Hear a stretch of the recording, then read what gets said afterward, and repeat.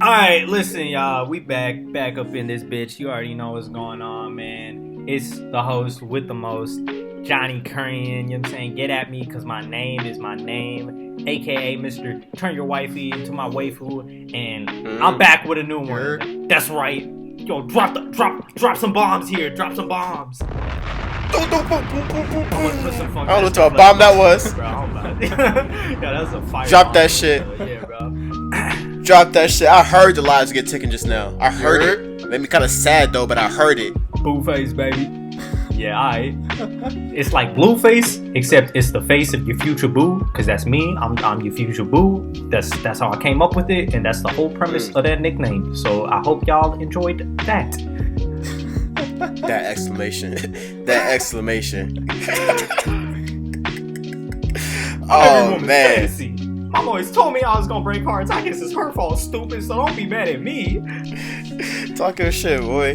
You know the voice. It's the Okage, the village hidden in the leaves, the commander of the scout regiment, king of the pirates, commissioner of CCG, principal of the Hero Academy, captain commander of Gaia 13, and the general of the Red Ribbon Army, Nathaniel Cole Jackson, Kakashi Hatsuke, Jiraiya Sensei, Vince Smoke, Sanji. It's another episode of Stay Tuned, man. Have a guest. A special guest. A guest to this podcast. This is like a collaboration. This is like two worlds. It's kind of it is two worlds collide right now. Actually, goddamn, what? We have the Johnny and Kenton Show, the Stay Tuned podcast, the Red Ribbon Army, the 2018-2019 NBA Clinic, all in one goddamn episode? All in one episode? What? Who's our guest? Nah, what's good, y'all? It's your boy Kenton, and I'm back up in this bitch. Showing up on the Stay Tuned podcast. You know, I was a veteran. I took a hiatus, but now I'm back in here giving you the realest. Straight from Athens, Georgia. You already know what it is. UGA, we went to the championship. We lost to Alabama. It is what it is, though. We put in a good fight, my nigga. So it is what it is. We out here putting out number one draft picks in the NFL. Hopefully in the NBA. We'll see what it is. My nigga took credit for a whole football program. How you feel? Drop another bomb. Unnecessarily. And for the future of their basketball program. Yo, I gotta get something. Man. This tuition ain't cheap. So your boy gotta get something out of this. And credit for all your sports teams. Credit for all the sports teams. That's quick. Yeah, thanks. Goddamn. Hey, bro, I'm gonna ask y'all this though. It's 2019. You think niggas still care about Kwanzaa like that? I never heard anybody caring about Kwanzaa. I think shows tried to push that shit for a long time, and maybe like one or two niggas tried it for like a year and a half, but I never really. It just fell off. I feel like Kwanzaa never really, took hold. I don't even know why. I don't even know where it came from. I don't think it ever caught. Where did Kwanzaa come from? Who started pushing Kwanzaa? What? That came from a group. What is the real origin of Kwanzaa? That's a good question, because that shit was mad popular in like the 80s and 90s, and then it just dropped off. Was it? You know what? I just feel like motherfuckers was just really into kente cloth back then, fashion-wise. So it's just like, let's make a holiday out of this shine. We could really let that shit go. Yo, maybe. I feel like they were on some like black empowerment shit. Like, yo, white people got their Christmas going and all that. So what we got? I can't be out here worshiping or celebrating, a white man in a red suit. So Jews got Hanukkah. So what am I supposed to do? I guess I'm gonna come up with Kwanzaa, give it some hella African name, and then throw some gifts on it and call it a holiday. Throw some gifts. What's the gift situation on Kwanzaa like? I don't even know, bro. Do they do like the 9 days? Yo, thing? they do have gifts. I have no idea. Just picture like Christmas and what is it like? And Hanukkah kind of like combined. so they spread out. So they spread out the gift giving like Hanukkah. Yeah, for sure. I'm just seeing elves twerking and dreidels. yo, what's your Christmas been like? How have all your Christmases been like? If that's your picture. Yo, for me, so in my family, we all celebrate Christmas. So we're not about the Kwanzaa life, but my Christmases have been fantastic. So thank you for asking, one. And two, if I lived in a Kwanzaa household, I'd probably be draped from head to toe in some African garb, walking around in some Jesus sandals, probably eating some jollof every other day, and hopefully, put on a couple, the Drake Christmas sweaters, and just turn up with the family. That's probably what happens, man. Like a big ass Coogi sweater? Oh, for sure. Okay. You jumping into mama's closet for that sweater though. I see it. 100%. Yo, but the real slept on holiday though. What about Juneteenth? That was yesterday. Let's get into it. Juneteenth is something that I feel like is really taking hold now. Yeah, like the past 2 years. I think ever since Blackish did that episode about Juneteenth, now everybody wants to talk about it like they celebrated it. Dude, Blackish has affected a lot of the culture. It's pretty crazy. It's a great show. Trishelle Rosston, all them Jones. That's my baby too. Way to get a bag. But somebody news And and she's mix still this. fine, bro. Shout out her, actually. She is aging beautifully. All the black women in that generation are aging beautifully. I'm telling you, man, melanin prevents aging. It's scientifically proven. Nah, it's black people got the secret. They know like it's fucking. Goddamn, it might just be cocoa butter, honestly. Could be. It might shea be. butter, bro. It might be that shea It butter. might just be butter. Nobody else bro. uses it as like. If you think about it, It's white butter. people lotion ain't really got butter in it like that. They got like aloe vera. White people don't use lotion. They use sunscreen. Yeah, they be rubbing plants on themselves, bro. That don't sound comfortable. Yeah, I don't mess with that, man. It's cocoa butter or coconut oil. That's where I stay. I live. That's there. what I'm saying, bro. You already know, bro. Muggle boys internationally, bro. We all recognize the god for what it is, bro. You know what I'm saying? Coconut oil, bro. Put that in our fucking hair. We put that in our food. Put that on our skin, bro. We're not gonna get no biryani without the fucking coconut oil in it. Bro, I might even fuck around, put that on my bata slippers for all my real Molus out there. You already know what time it is, nigga.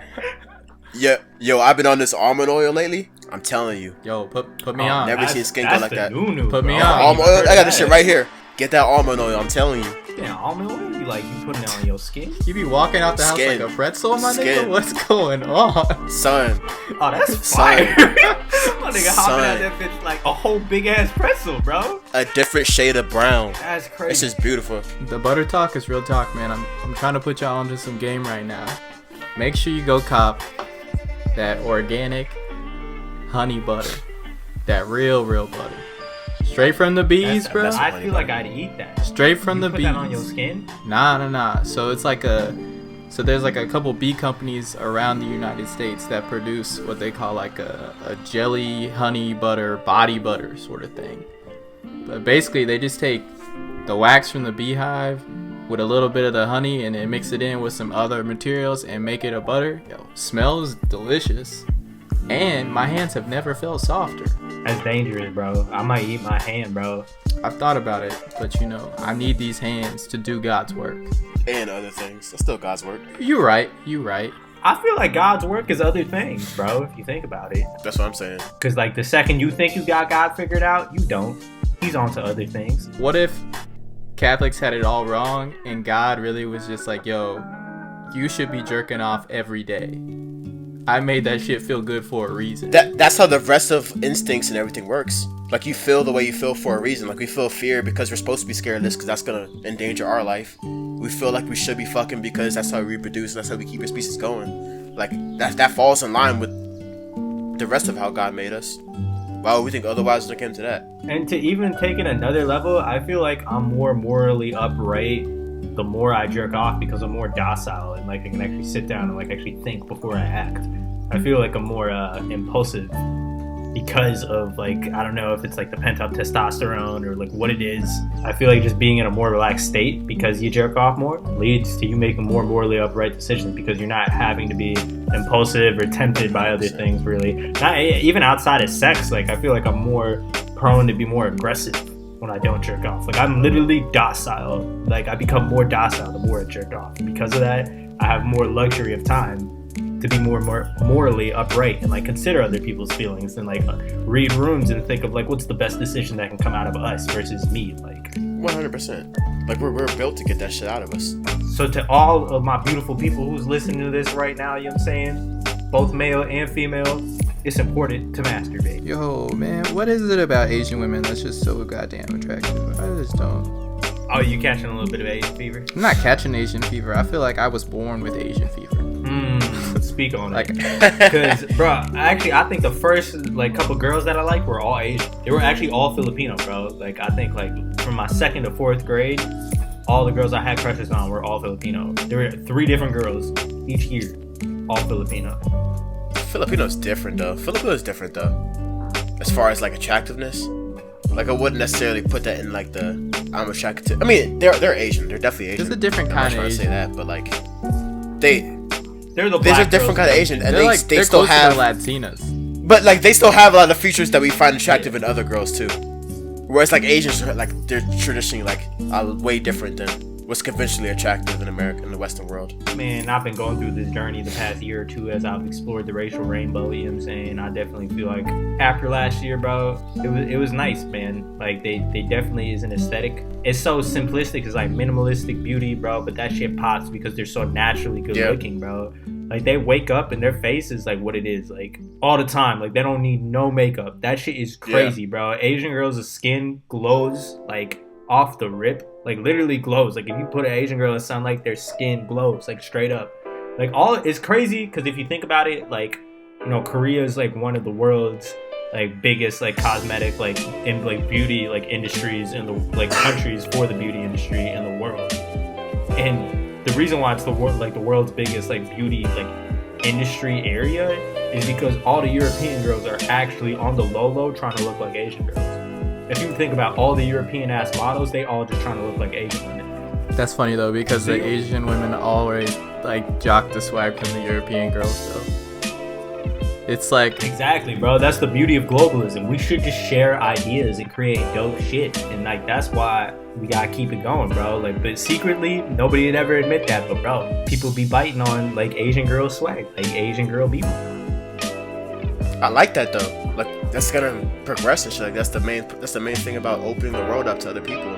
The main thing about like where you're from, where New York. Like, it's just a big melting pot of everybody's cultures, and everybody's sharing cultures and it's making new shit. And honestly, I think it's something. There's something to happiness giving you a glow, and I think just being somewhere where like it's just naturally beautiful outside and where it's beautiful all the time, you're gonna be like this much happier.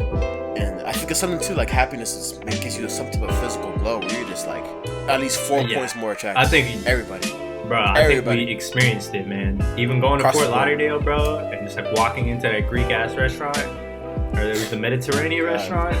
Oh, bro, I feel, you was, man. My man was smitten, but he was staying faithful. Oh, I'm always faithful. Black men, we don't cheat. Black men don't cheat. Black men don't cheat. Black men stopped cheating a long time ago. I honestly think that's like really a distinct thing now. I never heard of black men cheating in a long real talk time. though, I think the like FBA has made a big impact on culture, actually. You mean FBMA? Yeah, FBMA, yeah. One of my homies actually has FBA, how so? Yeah. It has though, like even now, like I'll just be walking around like, you know, downtown on a Friday night or Saturday night or whatever. And I'll just be looking and I'll be like, yo, shawty bad, but black men don't cheat. Like, exactly. Like those thoughts really do go through my mind. So I'm glad that people are out here reciting it like a mantra. 100%. That's all I think now. That's all I think when I see an attractive woman. I was like, damn, I could appreciate that, but I know for sure. Yes. Black men don't cheat. It's never gonna happen. Like, because I don't cheat. It's just like it's not an option. It's like, and I don't see an option anymore. It's almost like common sense. Like, it's even taking it farther away from like, even, like it being an option. It's like, yo, I'm not gonna be able to fly because gravity exists. Like, something's gonna pull me down. Like, it's common sense. Like, I'm not gonna do nothing. I'm not even think about it because I don't cheat.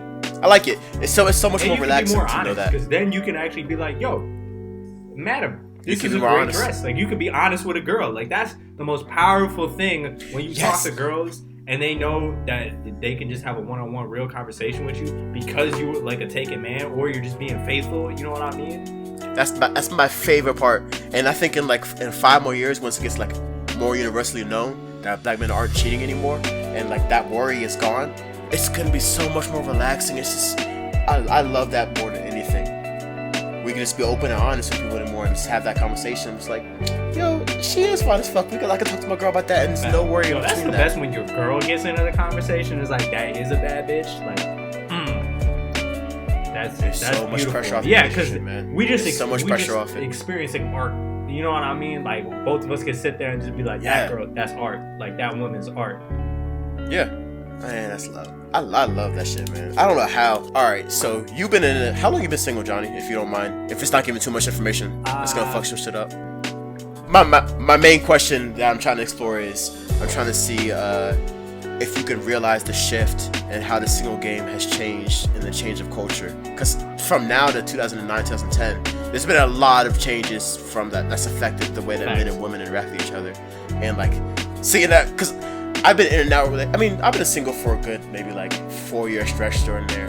when I was really like living a single life and shit like that. But for someone who's actually like been single through all those phases, I kind of wanted to see like if this has been a noticeable shift to how you go about it. Like most things in society, things have just become automated and digitized, and because of that, I think a lot more things, especially with the younger kids, I'm talking like the 21-year-old girls, like the 19-year-olds, they a lot of things have to happen within this like internet, social reality first, as kind of like a gate, and then once they let you in, them girls is a lot more freaky. I've noticed, at least from my experiences. So I think people try to play a game within a game, but it's gotten so bad that everybody hates that game now.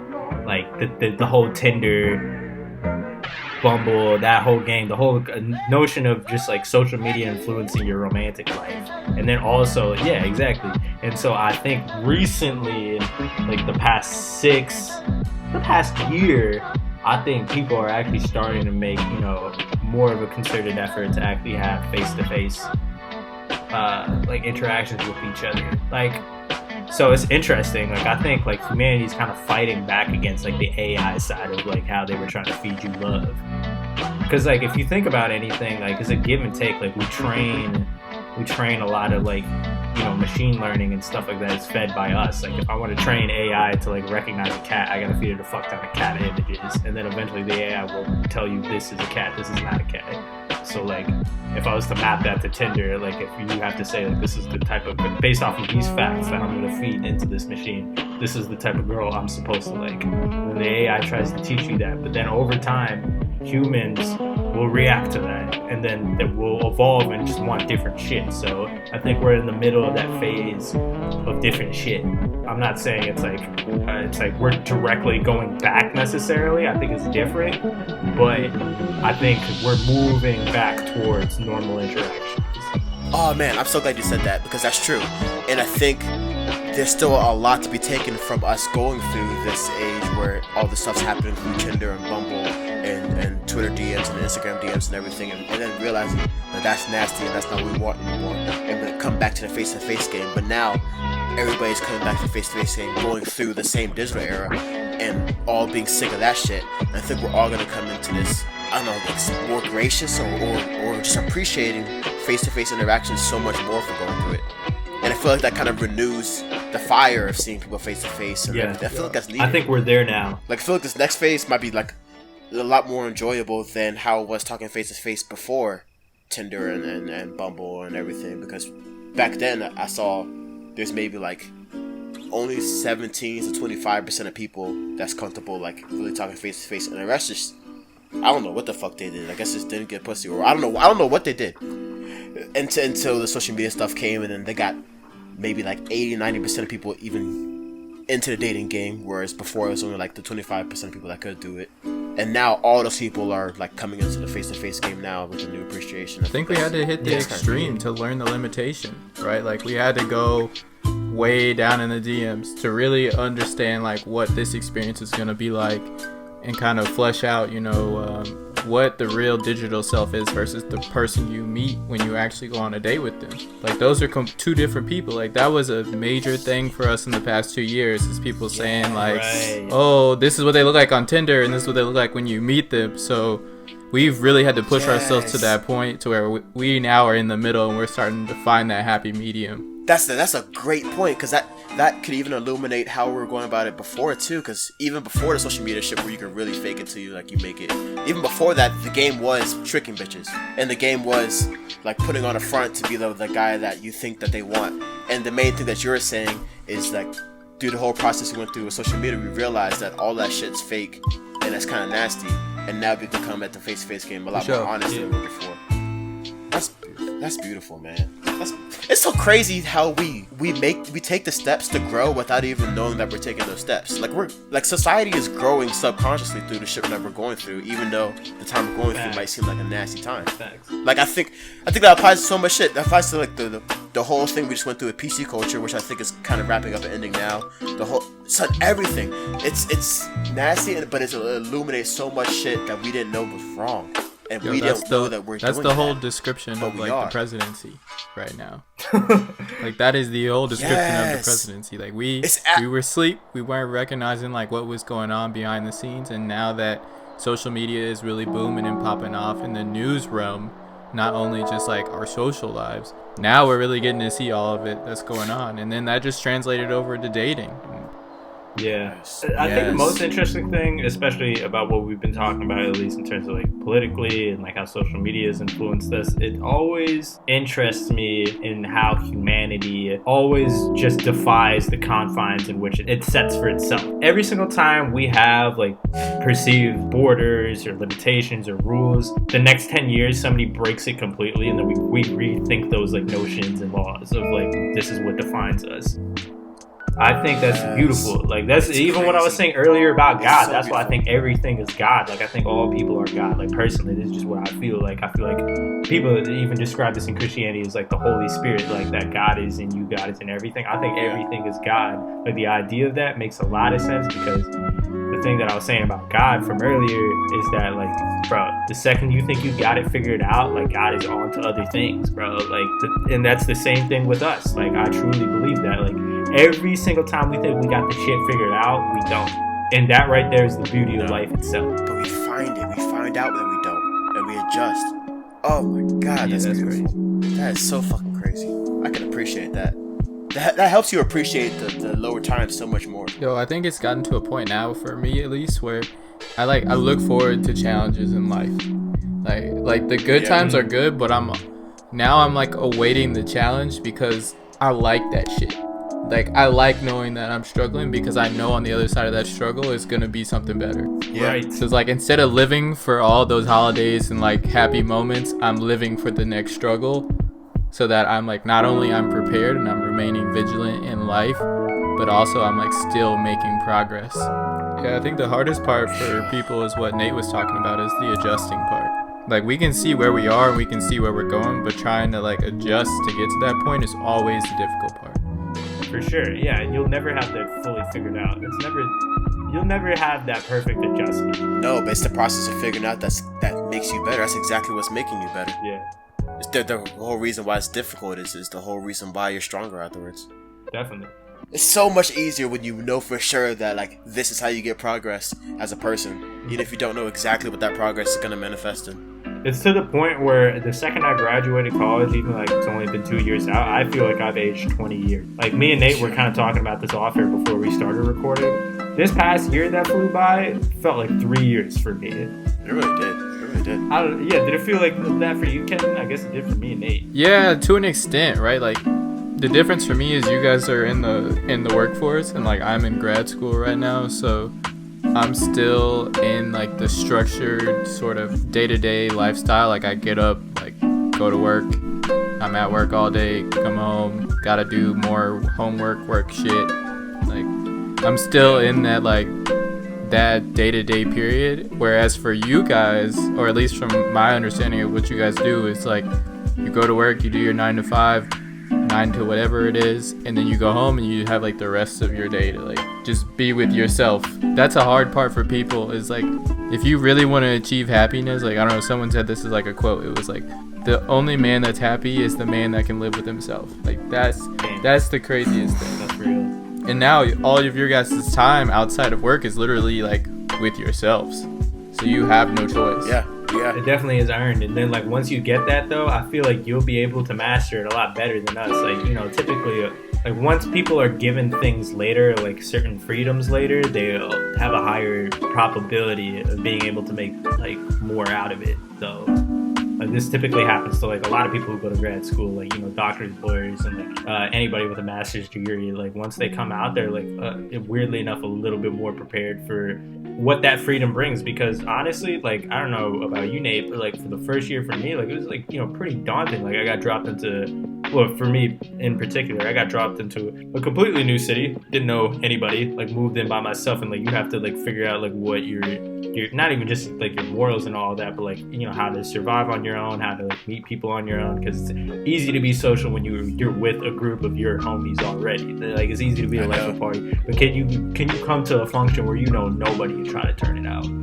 is that within you? Do you even want that? Like, those are questions that have to like kind of go through your mind as an adult. So it definitely is, yeah, a lot of the work, I guess, that you're doing right now in terms of this structure and not having the freedom to, like, I guess, explore your real identity. It's a different type of job, but it's still a job nonetheless. Like the same way your homework is your homework. Yeah, like thankfully I'm out of classes, so like I don't have homework anymore. I'm in the lab doing research, but like my work schedule is mad crazy. Like I don't have a structured work schedule. Like I gotta be there from 9 to 5 regardless, but sometimes I'm there to like 8, 9, 10, 11, however long it takes to get shit done, because that's just the nature of what I do. But like outside of those times, it's been pretty crazy, man. Just trying to figure out like what do I actually like doing. like now that I'm not surrounded by 150, like 1,000 of like people that I enjoy being around most of the time, how good does it feel now to just go out and eat by yourself? Like when I was in college, that was such a scary idea, but like now when I go out, I'm like, yo, I ain't gotta share this meal, I ain't gotta talk to nobody, all I gotta do is eat my damn food and enjoy my life. And most people don't even fucking know that they need to be thinking that way when they get out of that structured environment. And that's why you get those people that say, like, their funnest time in their life was college, or sometimes was high school, or sometimes whatever, because they don't know that they need to be working on knowing themselves and figuring out how to progress as themselves when they get out. And then they get out, and then it's all like, and everything crumbles because they don't know that they need to be figuring themselves out. And it's lost after that, and then give in to the whatever society says you should be living the rest of your life like. And they're miserable with that because they never figured themselves out and figured out what they really wanted. Actually get miserable dads that's married to somebody they don't really like anymore, in a job that they fucking hate, with a boss that hates them, and then they're stuck. That's the definition of the Midwest. Ugh. It's terrible. That's the first impression I got in the Midwest. Is like, oh, all the adults here follow that path. all of y'all adults did. Like, that all settled. Right. I can see it. I can see the time of their life where you used to be happy. You really can. They're all people that used to be happy. But like, I get it. As a person who's hella ambitious, I understand there is beauty in like, you know, settling down and just having simplicity. Like eventually I want to get there, but in like the time that I am in my life right now, I am only focused on the bag and like self-progression. That's it. Like those are the two things that I'm primarily focused on.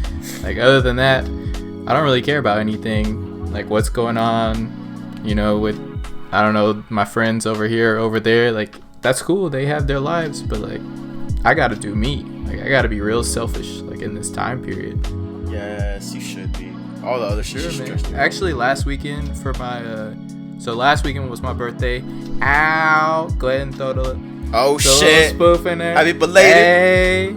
Hey. So you know your boy was out here doing his damn thing. I pulled up on Friday. I left work early. Getting fucking nasty. What it is. Showed up to the comedy show. Sat in the front. I was feeling real fucking good about myself, and everybody was like, "Yo, you came here by yourself? Like you ain't have no friends or nothing? It's your birthday?" I'm like, "Yo, man, why can't I just enjoy me? Like, why can't I just be by myself and enjoy me? I ain't gotta worry about paying for nobody." Yeah, I did. And they was like, "Yo, that's mad brave. I respect that." And I'm like, that's the problem. Why is that brave? Like, why is that brave? You went and did something you like. You should be able to be comfortable being by yourself. But for a lot of people, that's scary, man. The scariest thing to a lot of people is their own mind, like being trapped with their own thoughts. It is. I actually linked up with somebody that was at the show that I had known from like another party or something, like a girl that goes to Emory. I could have been at home with my friends, you know, in downtown Athens, watching them drink and talk to each other in a bar, which we could do at home, by the way. We could do that shit at home. I've been saying this for the longest time. The hype up, the pregame, the before you get there has always been more fun than the function. All 4 years, the pregame is always... So true. Yes, I know. And you get there, it's like, damn, this is cool. But that shit was more fun when we were like, it was just me and the niggas that I know I fuck with, and then we're in our crib and we're not paying all that money, and there's no pressure to be like none of that shit, and I don't have to be around 100 strangers and that's all louder than me. And son, yeah, you can't talk to nobody at some of these clubs or some of these bars, especially going to loud bars is crazy to me, and I don't understand why I do it so much. Because especially once there's no dance floor, where like the only thing you do there is talk, Right. and you can't talk, and you can barely drink, because it's hard as fuck to get to the bar. It's hard as fuck to get to the bar. When you get there, you're paying $16 for a drink, and like I'm just drinking next to niggas who's talking loud, and nobody hears anybody. Yo, that's why I'm not even gonna lie. The best functions you can end up at are usually hosted by A, black people, B, Hispanic people, because they also know how to turn up. Or C, the LGBTQIA plus community. Facts. Son. Yo, the gay clubs be out here popping. Yo. That's what I'm saying, bro. They really be fussing up on niggas. This Crazy, past weekend, bro. I went to my first gay bar. Yo. And it's like, this is my hometown. This is my hometown in Fredericksburg. Son, Fire, ain't it? It's that shit. hold on, let me tell you the whole Was it thing, not? because this is my hometown. Like Fredericksburg, pretty much is where like I'm from King George, and Fredericksburg's the main part there. Well, not there, but the main like not city, but place where shit's at. That's there, and there's like a lot of different areas around there. So everybody pretty much goes to Fredericksburg on the weekends. And there's like a strip we always go to, where there's like 4 or 5 different bars that everybody goes to on the weekends and shit like that. One of them's a gay bar called Bourbon Room. The only bar there I've never really been at. Son, I thought I knew everybody in Fredericksburg. I've been there like 12 years. I went in the Bourbon Room and I saw at least 35 of the finest bitches that I've never seen in my life. Like pretty much all the finest junks that's from Fredericksburg have always been going to the gay bar, and I had no idea. And son, I'm so used to bars being like how I described it before. I walk in that bitch and everybody is so happy. Everybody's so fucking happy, and the vibe is like how parties used to be in fucking like 2009. It's lit. Where, like everybody's dancing, nobody gives a fuck what everybody else is doing, and everybody's just having a good ass time. And it was nostalgic. I was like, oh shit, this is where that vibe went, because it left. And I don't know, like that's like, where does it still exist? They've all been in the gay clubs. Yeah. It was just fine bitches just dancing. That's so true, bro. It's like a pure energy in there. It's like, you know, like when kids like go out for recess and like everybody, like the doors open and all the kids start to run through and like just do what makes them comfortable, and like it doesn't matter how the kids running because they're all kids. Like it's pure energy. It's like innocent almost. Like I feel like you get that in a gay club because people from a sexual spectrum are gonna do that. Yes, they're not. You know what I mean? No guards. It's just about doing them and being comfortable and free and having a fun to it. True. Like, you know what I mean? Having fun to it. And that right there is like the impetus to purity. Like, as we get older as adults, it gets more difficult to have pure moments in life. So now it's more of my priority to seek those than it even is to like fulfill these social perceptions of being this type of guy. You know what I mean? Of like coming off as like, oh, I'm of this certain social status or this certain financial status or anything like that. That shit is irrelevant to me, bro. Like the thing that matters is just people who are being pure, like being authentic to themselves, because that pure energy will just breed a good time. Like even what you were saying before, Nate, about like the pregame is more fun than actually going to the function. The best nights is when you bring that pregame energy to the function, and then the function turns up. Yeah. Like that's just pure energy. Like that shit is so fucking beautiful. It's so enlightening. It's just like I said when we went to Florida, and like the first time you walk out the airport and you feel the sun and you feel the weather and you feel the vibe there, and like it uplifts you. Like when you're around a beach and you're around good like scenery, there's a certain uplifting. When you're around energy like that, it's just immediately just like that. It's like, oh, okay, I didn't know I could feel this type of energy, and like it's so refreshing. Oh man, I forgot how much I missed that. Dog, when you tweeted out, like the second you got out the airport, you were like, and you tweeted out, you're like, oh, it smells like fake titties out here. And they tweeted out a gif of like The Rock smelling, because like you remember like The Rock, like it's like back in the 90s, it used to be like, you smell what The Rock is cooking. Like it was like one of those gifs. So it's a heavy inhale from The Rock, and it was just like, it smells like fake titties out here. I'm hyped. I did a heavy inhale as soon as I got out of gate. No, because I felt that too, bro. When I landed, I was like, I feel like it just feels like Bang Bros could be happening anytime, and the weather's beautiful. It's a great smell. That's a vibe. That's really a vibe. You gotta go through and experience it, y'all. You gotta come through and experience it. Yo, what you doing if the Bang Bus pulls up? Staying fucking faithful. Hey, there we go. Don't cheat. But hey, I'm gonna still try to get my money though, so I'm gonna come in and be one of them niggas off top that had the mad lib dick. And this works for a twofold purpose. A, I get a bag, and B, I'm trying to be so faithful. After any woman sees that, I know they not gonna want to fuck me.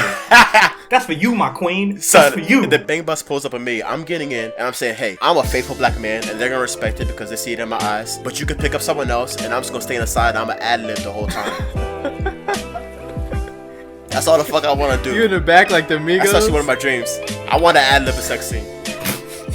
Son, I want to. I don't know what the fuck I'm gonna say. I probably just gonna give them I gotta make a tag, actually. Oh, son, I could come up with a fire tag for a sex scene. No, nasty. Son, I gotta get something. Dude, you should just do your intro from this podcast. That should be your whole 30 seconds of that on some mad ignorant shit.